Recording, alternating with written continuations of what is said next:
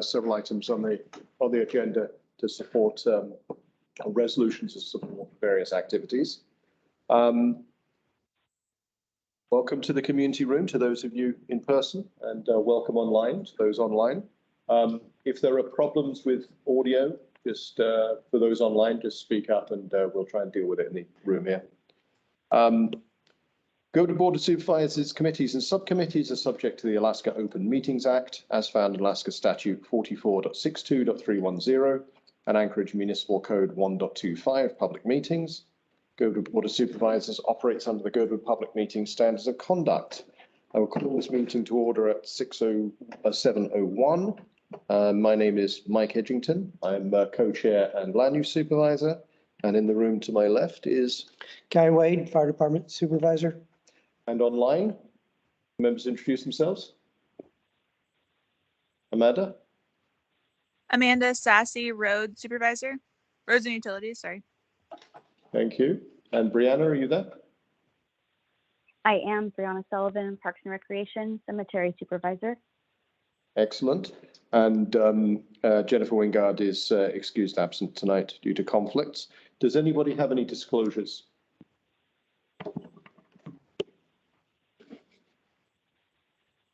Okay, not hearing any, so we'll move on to agenda revision and approval.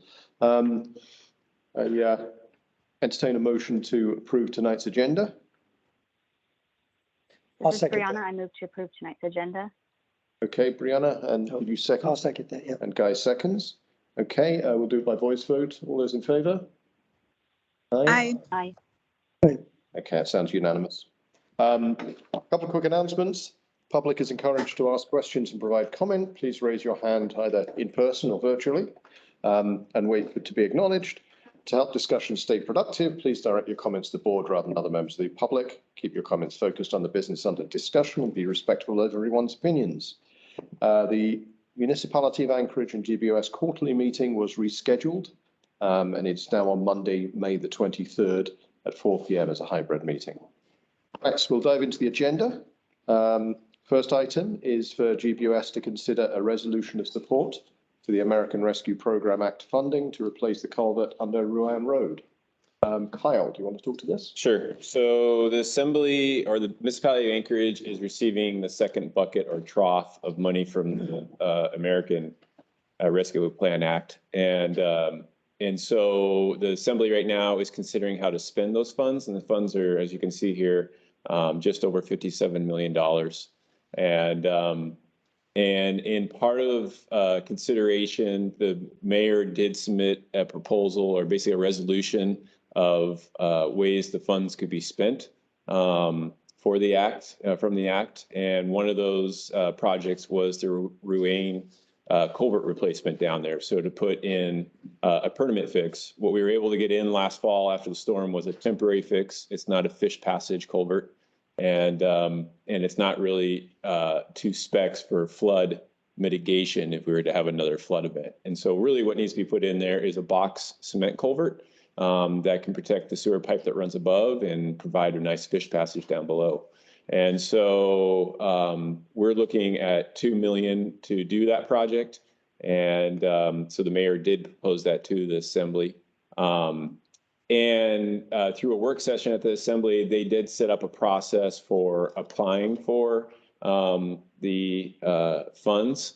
And I'll show you right here. They do have a website that you can go to that you can submit for a second round project proposals. So I'm a little confused if all the $57 million is going to be divvied up from proposals submitted through this process, or if there's going to be a separate 10 million of the 57 million that go to municipal departments for different projects. And so I know Randy's on the phone with us tonight, so he may have more information on that.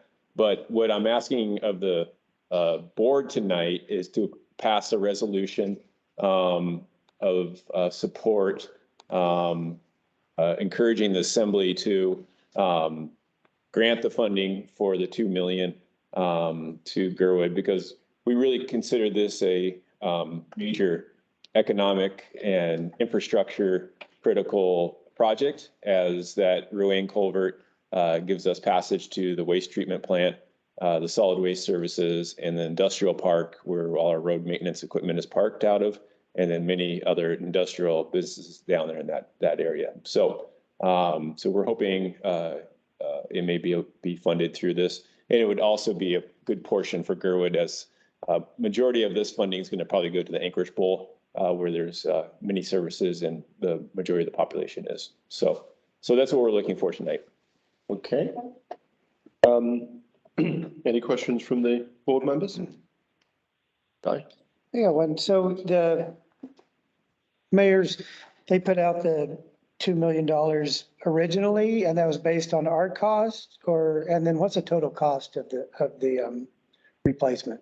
Well, we figured the replacement is somewhere, anywhere at the low end of 1.5 to 2 million. The way the costs for expenses and construction have been going over the last 6 months, it's just been skyrocketing. And so we don't know exactly where we're going to be at next year, but based on projects that have happened before the inflation took off here in the last 6 months, 7 months, that project similar of this in Anchorage, where resources are closer, it was about 1.5 million for a similar fish culvert in town. And I guess one more question. If it doesn't go from the mayor's office or the assembly elects to, I guess, put this out for proposal or that process, will you guys put that together, or do you need help from the board, or just kind of curious on the process of that? So if we secure the funding, you're asking what the process is after that? No, to secure the funding, you said there was something, you weren't quite sure how these funds would be available, if the assembly would just issue them as line item, or if they would be, if we would have to, go. So I guess my question is, and I think I need to explore and discover more, is that does every project need to fill out this project proposal form to be considered by the assembly? And so within this, they have set up funding priorities for it. As you scroll down, child and family support, housing, economic development, including community investment and downtown development, and then healthy workforce in that aspect. If I would say that this project was under a category, it would probably be under economic development, which would be a community investment, because it serves everybody in this case because of the sewer plant and all the basically industrial needs that we have there, and the community depends on for a functioning society. Randy's on the call. Do you have input? Yeah, this is Randy. If I can jump in real quick. Yes, please, So, Rodney, go ahead. Yeah, we had a work session last Tuesday, and the process is going to match somewhat what we did last time. So when you submit a proposal, I believe there's a timeline on that website as well, but I believe proposals have to be in by May 20th. So the better that proposal aligns with the priorities and principles, the better chance it'll have of making it through. We do plan on, at this time, distributing all funds this way. There is a second work session this Friday, I believe from 1 to 3, where we'll hammer out the remaining details. But yes, the online proposal is critical to being considered. So, Rod, so just to clarify, whether municipal departments are applying for this, or nonprofits or other community entities, you still go through that website? Correct. It's meant for nonprofits and community entities. So okay, but we're part of the municipality. Do we still use the website? I think that's Kyle's question. I'll find out that answer. Okay, because as a service area, we're within the municipal structure. Right. Yeah, I didn't consider that, but I'll find out that answer and get back to you. Thank you. And are we even eligible? Because it sounds like it's going. I think the answer to that is yes. We are. If 10 million is going on government functions, this is a government function. It's my understanding of the discussion, the work session discussion, but we will clarify. So in anticipation of applying either through this process or the process, we would like to have a resolution of support from GBOS to include with our application packet. Okay. Traditionally, we read the resolution into the record. Amanda, since your name is on that, would you like to do that? Yes. Do I need to move or make a motion just for the resolution? Yeah, I mean, the resolution is the motion, so yes, just go ahead. Okay. I'm gonna pull it up on my own screen. Okay, so resolution 2022-11, resolution of support for Anchorage Assembly to approve American Rescue Plan Act ARPA funds to replace Ruan Road culverts. Whereas the municipality of Anchorage is expected to receive approximately $57,376,742 in the second round of American Rescue Plan Act funding in May 2022. And whereas, among other needs, the recovery fund allows a local government to spend up to $10 million on traditional government services such as road building, maintenance and other infrastructure, health services, police, fire, and other public safety services, including purchase of equipment. And whereas Girdwood was profoundly impacted by flooding in October 2021 during a storm that dumped 10 inches of rain in under 24 hours and caused extensive damage to roads, trails, and culverts throughout the community. And whereas culverts under Ruan Road washed out during the storm, emergency replacement necessitated culverts that are undersized for anticipated flow levels of California Creek and are not compliant with current passage standards. And whereas Ruan Road is a critical infrastructure to Girdwood, connecting the community to the Alaska Water and Wastewater Treatment Plant, MOA Solid Waste Transfer Station, Girdwood Street Maintenance Facilities, and Industrial Park where road is stored. And whereas MOA Project Management and Engineering has determined that replacement of culverts of adequate size and compliant with fish passage requirements in this location will be $2 million. Therefore, the Girdwood Board of Supervisors resolves its support for the Anchorage Assembly to approve $2 million in disbursement of ARPA funds to be used to replace the culverts on Ruan Road. Passage approved by a vote of blank blank on the day 4th day of May 2022. Thank you. Do we hear a second? This is Anyone like Brianna. to second this? Thanks, Brianna. Any additional comments or thoughts from supervisors? And following that, any comments from the public? Okay, we can move to a vote. Can you roll call, please? Sure. Mike Edgington, Yes. Guy Wade, Yes. Amanda Sassy, Yes. Brianna Sullivan. Yes. Motion passes 4-0. Thank you. Thank you very much. Now move on to item 2. Request to consider a resolution of support for CAPSIS funding for the proposed suspension bridge over Glacier Creek to reconnect the Winter Creek Trail. Kyle again. Sure.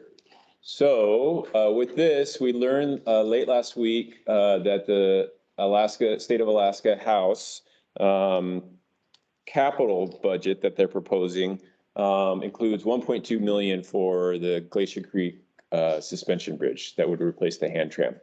And so this is good news that we would see state level. They're overall funding just over $14 million for the Long Trail development, and they're considering this part of the Long Trail development as this is a vital connection that will connect the Iditarod Trail section from Seward up to Eagle River. And so with that, the next steps is for the Senate to consider it and approve it, and then the governor to approve it. The governor has initially shown support for Long Trail projects, and so we hope that it will have success at that level. But we'd like to show local support at this level from the Girdwood Board of Supervisors to encourage both the Senate and the governor to approve the $1.2 million that we could use towards this bridge. With the 1.2 million and the money that we have in reserve right now for the bridge, that would give us adequate funding to complete and hopefully build the bridge in 23 if everything comes together. So with that's what we're asking tonight, is for the GBOS to put their support behind this funding, and we can get that down to Juneau so they can see that. Okay. I think what we'll do this time is just look for a motion, so effectively a reading of the resolution into the record. Brianna, since your name is on this one, do you want to do this? I can do that. Resolution 2022-09, resolution of support for State of Alaska capital grant funding of Glacier Creek Bridge to replace the hand tram on the Winter Creek Trail, Alaska Long Trail. Whereas Girdwood Parks and Recreation, GPR, is part of the municipality of Anchorage, Girdwood Valley Service Area, providing recreation opportunities to the 2,500 year-round residents and estimated 297,500 annual visitors to the Girdwood Valley. And whereas the Girdwood Trails Committee, GTC, guides GPR regarding Girdwood's trails, trail design and development, and has provided input and direction on decommissioning of the hand tram and solutions for its replacement. And whereas GTC reviewed the feasibility study and concept design, voting 51 in favor, 0 opposed at their January 4th, 2022 meeting, to recommend GBOS provide and secure funding for design and construction of a suspension bridge to span Glacier Creek at this location. And whereas Girdwood has been working with federal, state, and local partners in securing funding for this project, including the U.S. Forest Service, Kenai Mountains Turnagain Arm National Historic Area, Rasmussen Foundation, Friends of Girdwood Trails, and Alaska Trails. And whereas completion of this project will reconnect miles of local trails in Girdwood with safe year-round crossing, which can be used by all trail users. And whereas completion will add connectivity through Girdwood for the Iditarod National Historic Trail and the proposed Alaska Long Trail, both of which are ambitious projects with significant state and national support and matching Girdwood's role as a hub of trail use and recreation in South Central Alaska. Therefore, the Girdwood Board of Supervisors resolves its support for State of Alaska capital funding of $1.2 million to complete this project, passed and approved by a vote of blank this 4th day of May, 2022. Thank you, Brianna. Do I hear a second? This I'll is second. Sassy. Thank you. I think I just beat you to it, Amanda. That's- Any comments from or thoughts from supervisors? I have a comment. Go ahead. This is Amanda. I forgot that Kenai Mountain Turnagain Arm National Heritage Area was in this resolution, and that is one of my employers. I should have disclosed this earlier. So full disclosure, I work for KMTA. Okay. Do you think the passage of this resolution will affect your employment status? No, they applied for a grant with my company. Okay. So my ruling would be that this is not a significant conflict or a substantial conflict of interest. So you can continue to be part of this discussion unless anyone objects. No. Okay. Yeah, I mean, this is something we've been discussing for a long while, and it's very welcome to see the funding coming from the state. So I'm fully in support of this. Any other comments from supervisors? I have a question, just curiosity. Did we know this was in the, did we put this in the budget request before the House voted on it, or? We didn't, the Board of Supervisors didn't directly put it in, but we did through our department to Alaska Trail Association. And so they are really the sort of the drivers of the Alaska Long Trail. So we work with them on many things, and they approached us and said, hey, we're going to put in the capital requests. Do you want the bridge in there? And so we delivered them all the information we had from the feasibility studies to the concept design and everything. And so they put it in for us. As part of that Long Trail development? Correct. Cool. So they included into the CAPSIS, which is the capital program that these land in, and then they get pulled out of them by like the House Finance Committee. Thanks. Yep. Okay, any other questions from supervisors or public? Seeing any, let's move on to a vote. So roll call, please, Kyle. Mike Edgington, Yes. Guy Wade, Yes. Brianna Sullivan, Yes. Amanda Sassy. Yes. Motion passes 4-0. Thank you. Thank you, everybody. So move on to item 3. GBMS consider a resolution of support for HB 411 to provide service area opportunity to use properties tax exemptions to promote community and economic development. So I will speak to this one because it's something I've been working on for a while. So short piece of history.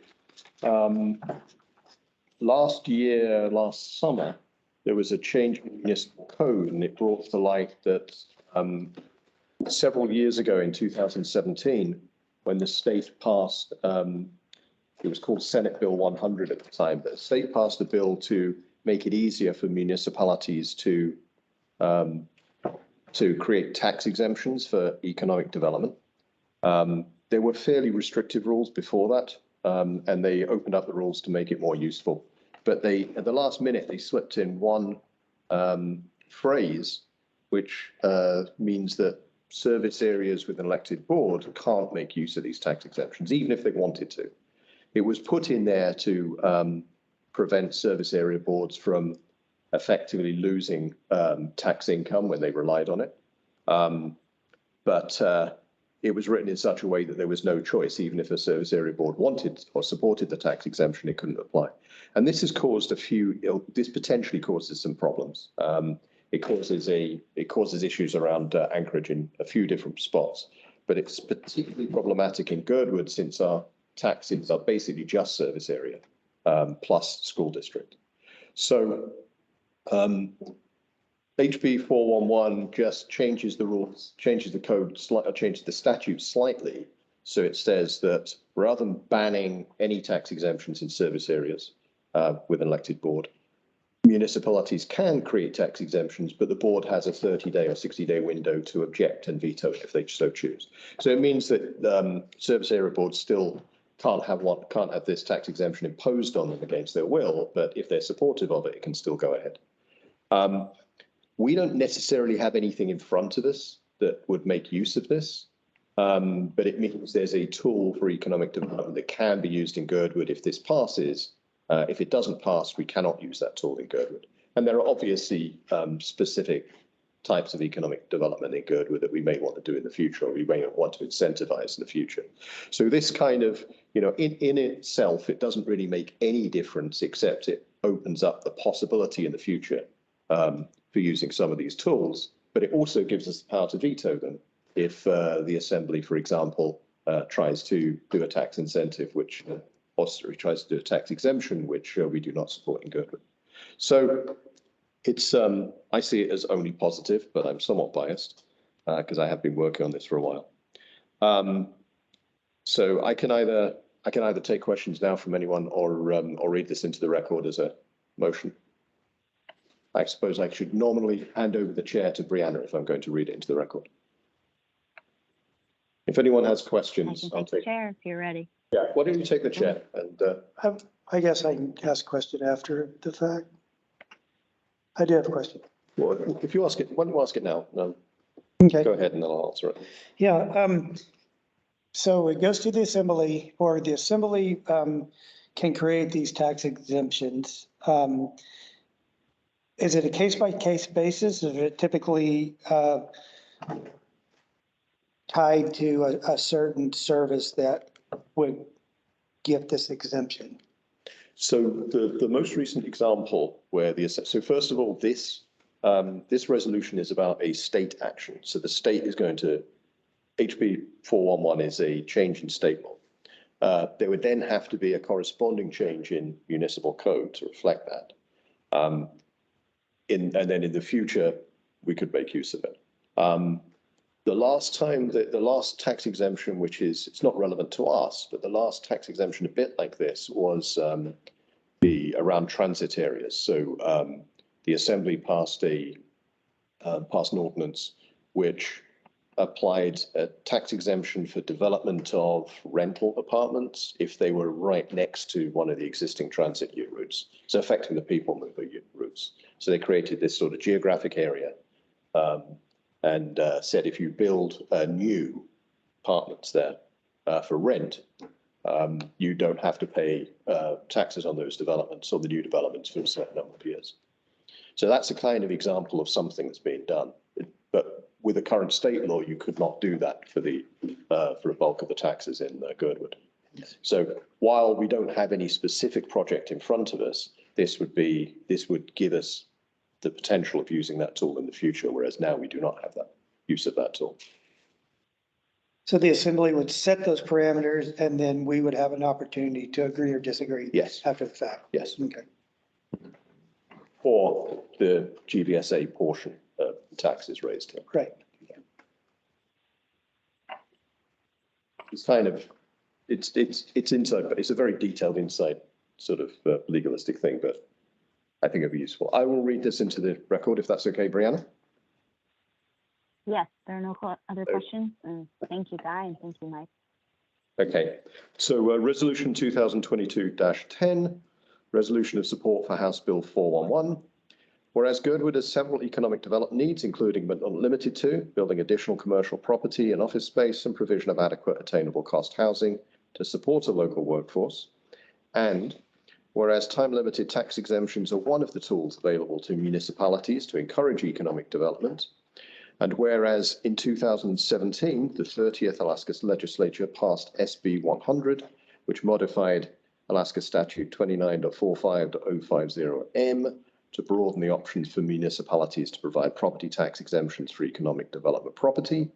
And whereas SB 100 also added a new prohibition to those same economic development tax exemptions from applying to taxes levied by an elected service area board, even if the service area board is in favor of the tax exemption. And whereas the community of Girdwood provides itself an extensive set of local services through Girdwood Valley Service Area, GVSA, including police service, fire protection, roads and drainage, and parks and recreation. And whereas GVSA is managed by an elected board, the Girdwood Board of Supervisors, GBOS. And whereas almost half the taxes levied in Girdwood are for GVSA provided services, so are currently ineligible for tax exemption under AS 29.45.050M, significantly limiting the value of any such economic development incentives.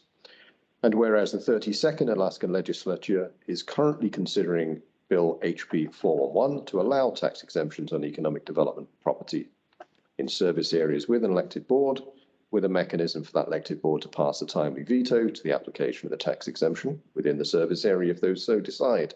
Therefore, GBOS urges support of HB 411 to allow communities such as Girdwood the full application of municipal property tax exemptions for economic development property, passed and approved, etc. Thank you, Mike. Do we have a second? I'll second This is it. Amanda. Oh, go ahead, Amanda. Thank you, Guy. Okay. There might be a 1 second delay, but Guy in the record for seconding the motion. And any further discussion? I cannot see any hands. So Kyle, if you could do a roll call. Sure. Mike Edgington, Yes. Guy Wade, Yes. Brianna Sullivan, Yes. Amanda Sassy. Yes. That motion passes 4-0. Great. Thank you, Kyle. And thank you, everyone. Thanks, Mike, for all of your work on HB 411 and for future thinking. And you may have the chair back. Okay, thanks, Brianna. So now we move on to public comment. Persons offering public comment must state their full name and address. Public comments limited to 3 minutes per person. Must be on subjects not listed on the agenda. Anyone like to make public comment? Okay, I'm not seeing anyone in the room. Don't see any hands on the online. Let's see if anyone can't speak or if anyone can't raise their hand, just speak up. Okay, not seeing anyone. Can move on to public comments closed, and we'll move on to adjournment. Anyone like to move to adjourn? I move to adjourn. Okay, moved. Officially, it should be seconded. Second. Amanda, Okay. second. Second. I think we can do that by assent. Thank you, everybody. Thank you. Good night, everyone. Bye. Thank you. 31 Thanks, minutes, Kyle that's and good. Margaret. Yep, have a good night. Thank you.